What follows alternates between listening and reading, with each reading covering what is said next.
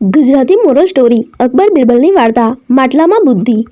એક વખત અકબર રાજા પોતાના હાસ્યરત્ન બિરબલ પર અત્યંત ગુસ્સે થયા અને આવેશમાં આવી જઈને તેમણે બિરબલને રાજ્ય છોડીને ચાલ્યા જવાનું ફરમાન કર્યું। રાજાની આજ્ઞા સ્વીકારીને બિરબલ રાજ્ય છોડીને ચાલ્યો ગયો અને કોઈ એક ગામમાં અજ્ઞાત વેશે એક ખેડૂતની વાડીમાં કામ કરવા માંડ્યો। આ બાજુ અકબરને પણ પોતાના રાજ્ય દરબારમાં બિરબલની ખોટ વર્તાવા લાગી। આખરે બિરબલ વિના રાજા સાથે રમૂજ કરે કોણ? અકબરે પોતાના સૈનિકોને બિરબલને શોધવા મોકલ્યા, પરંતુ બિરબલનો ક્યાંય પતો ન લાગ્યો। બિરબલ ક્યાં છે તે કોઈ પણ જાણતું ન હતું।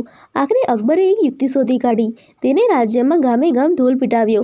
દરેક ગામના વડાને સંદેશો મોકલ્યો કે તમારા ગામમાંથી 1 મહિનાની અંદર માટલું ભરીને બુદ્ધિ બાદશાહને મોકલી આપો।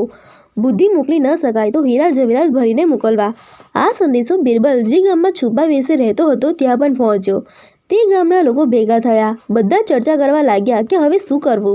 બુદ્ધિ કોઈ વસ્તુ નથી કે તેને માટલામાં ભરીને મોકલી શકાય। વળી બુદ્ધિના સ્થાને આટલા બધા હીરા જવેરાત લાવવા ક્યાંથી? આ બધી વાત સાંભળી બિરબલે કહ્યું, માટલું મને આપી દો, હું 1 મહિનાની અંદર તેમાં બુદ્ધિ ભરીને આપીશ। બધાએ બિરબલની વાત સ્વીકારી લીધી। બિરબલ માટલું લઈને વાડીમાં ગયો। વાડીમાં તરબૂચ વાવેલા હતા। બિરબલે એક નાના તરબૂચને વેલામાંથી તોડ્યા વગર માટલામાં રાખી દીધું।